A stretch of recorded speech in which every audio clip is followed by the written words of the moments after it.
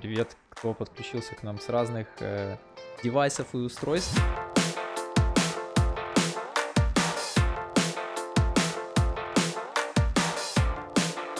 Сегодня мы Привет всем. на стриме вместе с Андреем из Encrypted будем общаться на тему, которая очень интересна всем и в которой я очень слабо разбираюсь, на тему крипты, NFT, Web3, всего прочего. Андрей в этой теме супер жесткий. Он нереальный.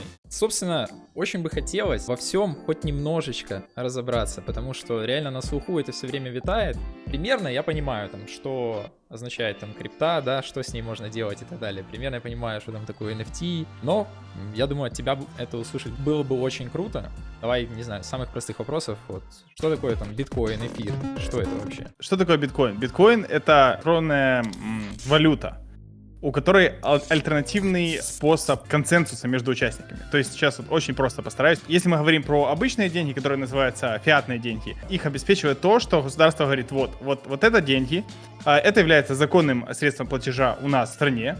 Ну, то есть и другие страны могут соглашаться, здесь у нас тоже платежное средство, здесь нет. Ну, то есть на доверии государства оно строится. Ее обеспечивает центральный банк и там банки, которые уже подчиняются центральному банку. То есть, типа, эмитентом является центральный банк в стране, допустим, в США это ФРС.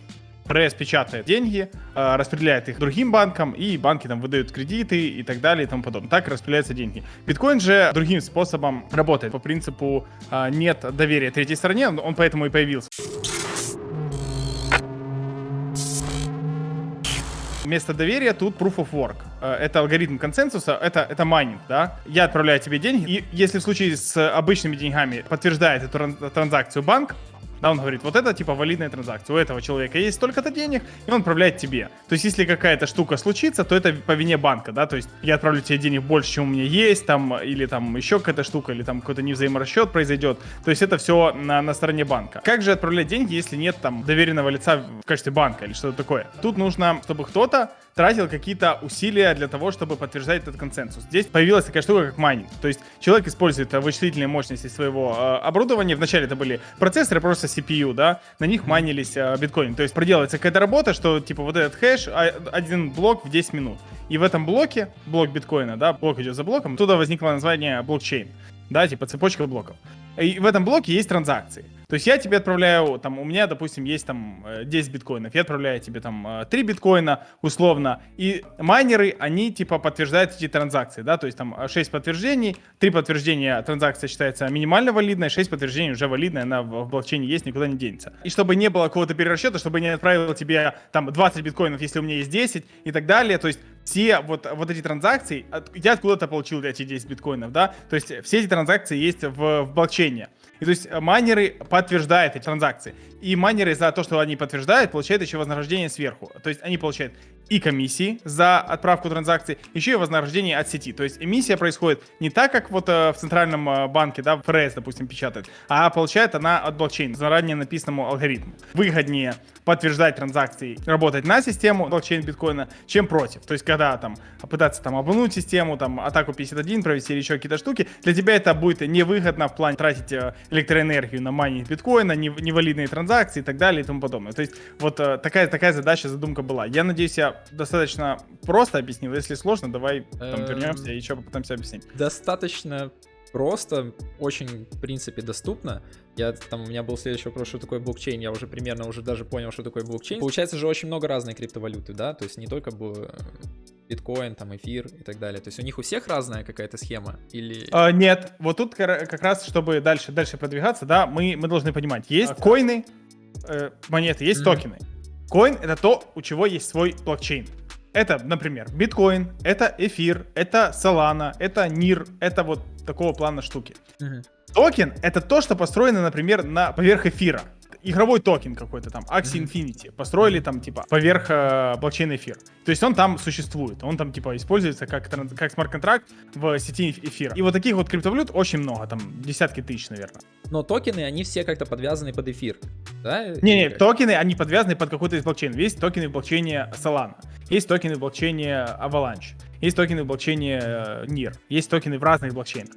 То есть есть блокчейны, да, есть токены внутри этих блокчейнов. Так понятно, непонятно? Потихоньку становится понятней.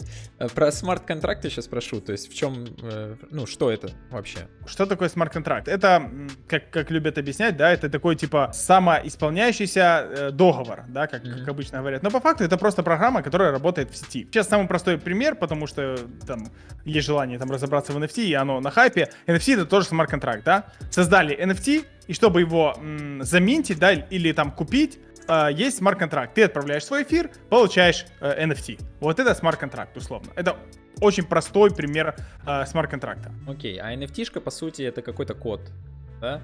На который можно наложить что-то сверху, какую-то картинку, значимость. Если мы говорим по такой же аналогии, есть в эфире токены. Токен, например, это USDT, да? USDT — это вот, у него есть там utility. Это конкретно привязанный к доллару стейблкоин.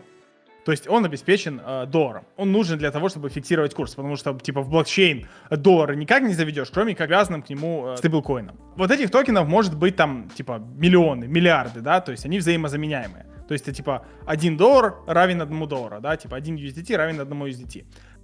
Суть NFT токенов в том, что они не взаимозаменяемые. Одна вот такая картинка не равна другой вот такой картинке. В этом суть. То есть стандарты токена, вот если мы говорим про эфир, в остальных блокчейнах плюс-минус там похожие какие-то истории. Они там отличаются, есть разные тонкости, но в которые сейчас погружаться не нужно. То есть у нас есть условно один ERC-20 токен, ERC-20 токен называется в эфире, который взаимозаменяемый. Да, то есть их может огромное количество быть.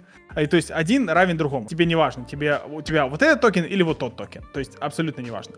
NFT же это не взаимозаменяемый токен. Это ERC-721. У него есть уникальные какие-то свойства, да, у этого токена. У этого токена есть там типа метаданные, в которые там опять-таки содержится вот эта картинка или там еще что-то. У него есть там еще какие-то свойства. Но по факту это просто токен.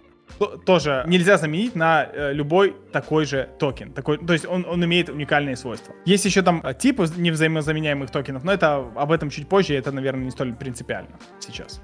Прикольно, что у каждой сферы есть свои какие-то, знаешь, типа новые слова там, ну, то есть у нас в гейминге, понятно, там целая куча каких-то слов, вот, и тоже ты там говоришь, там, запампил, я сразу, оп, типа, новое словечко, раз, себе отложил. Ну, с криптой более-менее понятно, да, то есть ты прям рассказываешь, реально начинаю понимать все лучше и лучше, что к чему. Наверняка можно еще углубляться, да, там, и разбираться, это бесконечно, то есть, наверное, там, целая куча всего, что можно для себя там разобрать. В целом, вот, что такое вообще Web3? Все говорят там Web3, вот сейчас он там в киберспорт врывается, да, там активно, там в гейминг, то есть что ты по этому поводу думаешь вообще, что будет? Мне самому, ну, как бы интересно понять, что будет происходить вообще с геймингом, как повлияет вся вот эта вот, не знаю, метаверс, там, NFT, не знаю, крипта, что угодно на это все, то есть вообще будут какие будут изменения, в какую сторону это все будет двигаться. Потому что, ну, придумывают вообще какие-то вещи постоянно.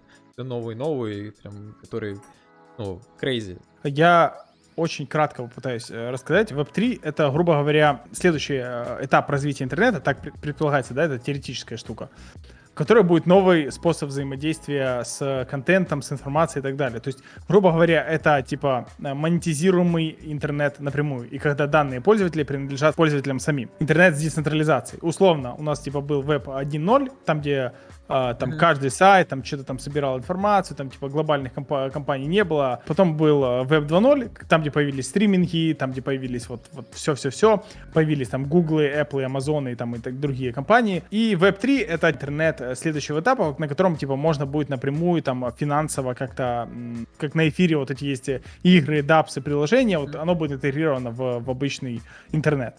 То есть, типа, есть еще картинка такая, что такое Web 1, Web 2 и Web 3. Это очень абстрактная, опять-таки, картинка. То есть, Web 1 это, типа, логин, пароль. Web 2 залогиниться при помощи Google или Facebook или что-то еще. И Web 3 это залогиниться при помощи MetaMask. MetaMask это криптокошелек. Я реально кайфанул. Спасибо, очень много полезной инфы. Я прям чувствую, что немножко стал разбираться. Я уверен, что все зрители, которые нас смотрели, тоже, ну, кто смотрел с самого начала, тоже начал чуть лучше разбираться. Спасибо тебе огромное, Андрей. Ладно, все, всем пока, ребятки. До скорых встреч, увидимся.